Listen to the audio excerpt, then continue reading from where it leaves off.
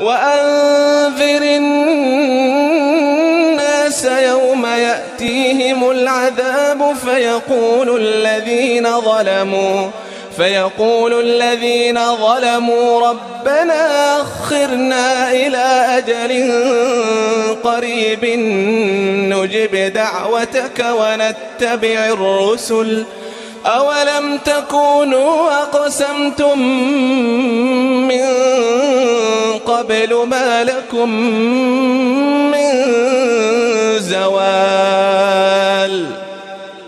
وسكنتم في مساكن الذين ظلموا أنفسهم وتبين لكم كيف فعلنا بهم وضربنا لكم الأمثال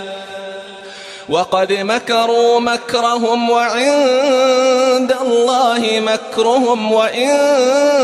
كان مكرهم لتزول منه الجبال فلا تحسبن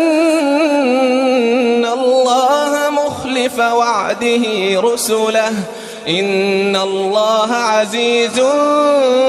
ذو انتقام يوم تبدل الأرض غير الأرض والسماوات وبرزوا لله الواحد القهار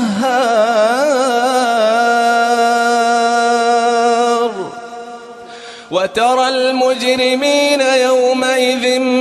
مقرنين في الأصفاد سرابيلهم من قطران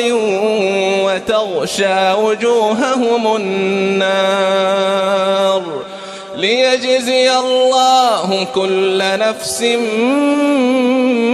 ما كسبت إن الله سريع الحساب هذا بلاغ للناس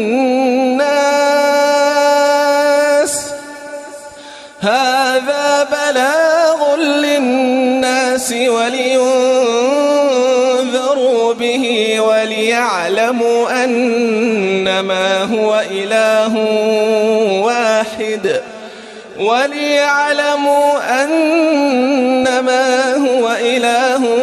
واحد